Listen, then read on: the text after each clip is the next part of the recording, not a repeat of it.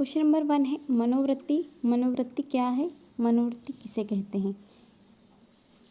किसी भी व्यक्ति, वस्तु, समूह, विचारधारा के प्रति हमारी सकारात्मक या नकारात्मक मनोदशा या वृत्ति, उसे मनोवृत्ति कहा जाता है।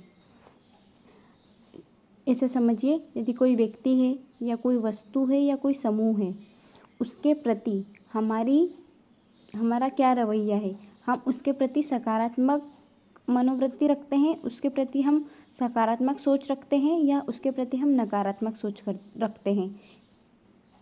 एक तरह से सोच को ही हम मनोदशा या मनोवृत्ति कह सकते हैं कि किसी व्यक्ति, वस्तु या समूह या विचारधारा के प्रति हमारे माइंड में जो सकारात्मक या जो नकारात्मक वृत्ति या जो दशा बनती है उस व्यक्ति या वस्तु के प्रति, उसे ही मनोवृत्ति कहा जाता है। मनोवृत्ति मतलब मन की वृत्ति, जो हम किसी व्यक्ति, वस्तु के प्रति पॉजिटिव या नेगेटिव वे में बनाते हैं। अगला क्वेश्चन है प्रबोधक संप्रेषण।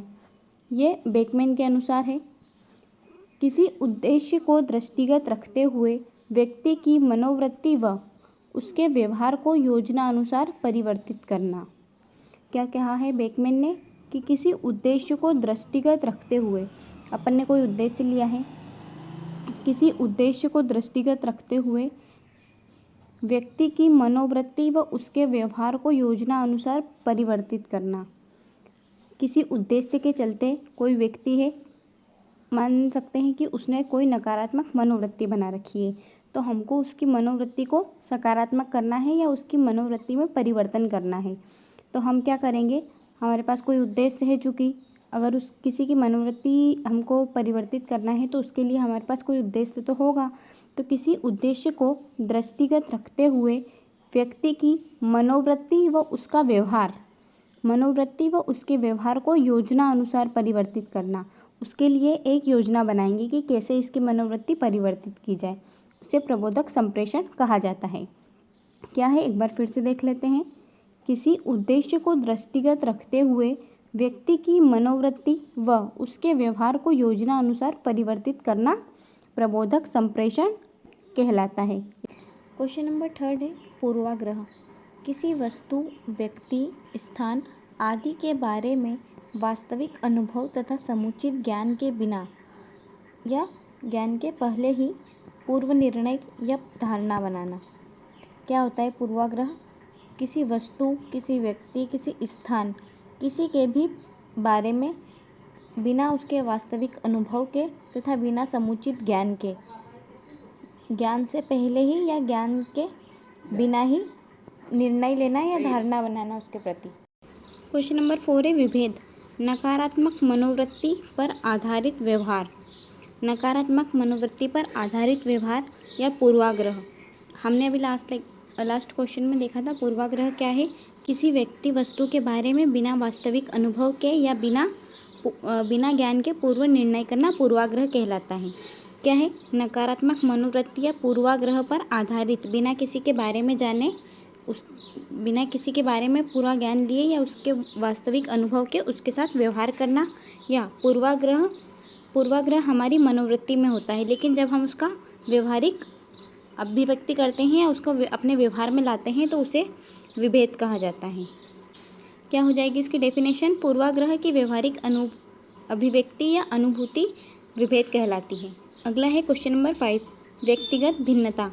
एक ही प्रजाति के लोगों या सदस्यों के व्यवहार संरचना में पाई जाने वाली स्थायी असमानता। क्या है, एक ही प्रजाति के लोगों या सदस्यों में व्यवहार संरचना। एक ही प्रजाति के लोग हैं लेकिन उनके व्यवहार में जो अलग अलग संरचनाएं पाई जाती है, जो स्थायी असमानताएं हैं, अस्थायी नहीं, ये जो असमानताएं वो स्थायी होती है। तो एक ही प्रजाति के लोगों या सदस्यों के व्यवहार संरचना में पाई जाने वाली स्थायी असमानताएं व्यक्तिगत भिन्नता कहलाती है। क्वेश्चन है क्वेश्चन नंबर 6 सत्यनिष्ठा। सत्यनिष्ठा क्या है? यह एक ऐसी आंतरिक भावना है जिसमें व्यक्ति के नैतिक सिद्धांतों, मूल्यों और विश्वासों की उसके व्यवहार से पूर्ण संगति होती है। क्या होती है सत्यनिष्ठा? यह एक आंतरिक भावना है पहली बात तो, और ऐसी आंतरिक भावना जिसमें किसी व्यक्ति के जो नैतिक सिद्धांत है, जो उसके नैतिक मूल्य है, उनसे उसके व्यवहार से पूर्ण संगति होती है। इसके उदाहरण के रूप में हम क्या देख सकते हैं, जैसे एक लोक सेवक की अपने नैतिक मूल्यों, अपने सिद्धांतों के प्रति पूर्ण संगति होती है, वो उनकी सत्यनिष्ठा कहलाएगी। अगला क्वेश्चन है निष्पक्षता। किसी व्यक्ति, विषय या मुद्दे के प्रति बिना किसी पूर्वाग्रह के उसके गुण और दोषों के आधार पर व्यवहार या निर्णय करना। किसी व्यक्ति, विषय या मुद्दे के प्रति बिना किसी पूर्वाग्रह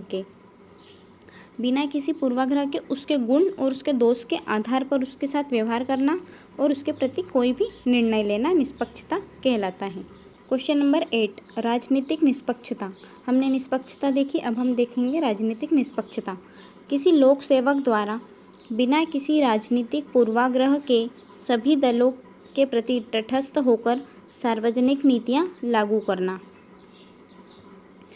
क्या है, किसी लोक सेवक द्वारा बिना किसी राजनीतिक पूर्वाग्रह के सभी दलों के प्रति तटस्थ होकर किसी एक दल का साथ न देकर सभी दलों के प्रति तटस्थ होकर सार्वजनिक नीतियों को लागू करना, ये होती है राजनीतिक निष्पक्षता किसी लोक सेवक के द्वारा। वस्तुनिष्ठता क्या है, किसी विषय पर लिए गए निर्णय प्रामाणिक, तार्किक तथा तथ्यों पर आधारित हो।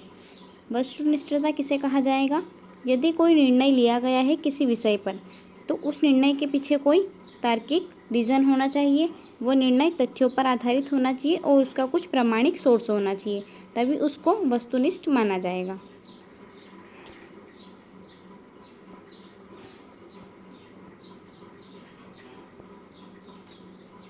अगला है सहिष्णुता। सहिष्णुता क्या है, अपने विरोधी विचारों या मतों का सम्मान करना, उनके प्रति सही एवं तार्किक होने पर उनके प्रति सहमति प्रकट करना।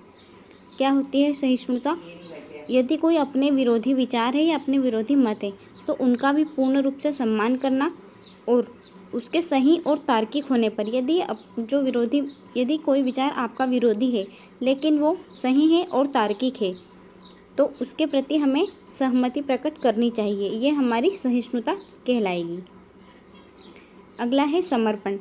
लक्ष्य एवं उद्देश्य के प्रति भावनात्मक लगाव रखते हुए प्रतिबद्धता के साथ कार्य करना समर्पण कहलाता है। अपने लक्ष्य और अपने उद्देश्य के प्रति भावनात्मक लगाव रखते हुए प्रतिबद्धता, उसके प्रति समर्पण के साथ कार्य करना या प्रतिबद्धता से कार्य करना समर्पण कहलाता है। यहाँ पर भी एक लोक सेवक का उदाहरण उपयुक्त होगा।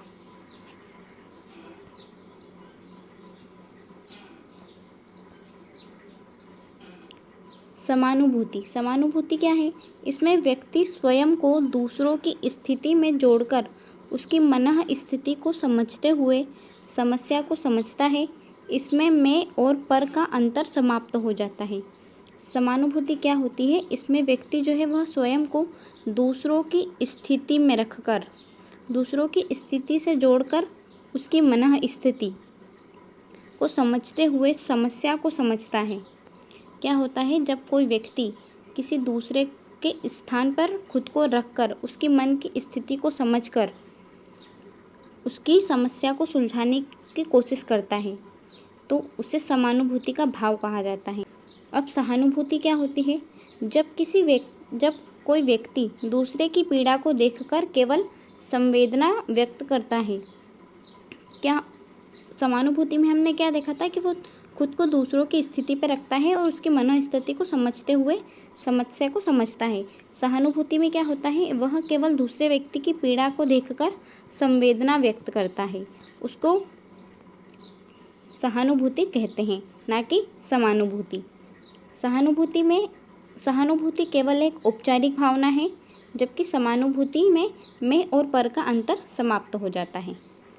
अगला है करुणा। करुणा क्या है, किसी अन्य की पीड़ा को महसूस कर उसकी सहायता की इच्छा उत्पन्न होने की भावना।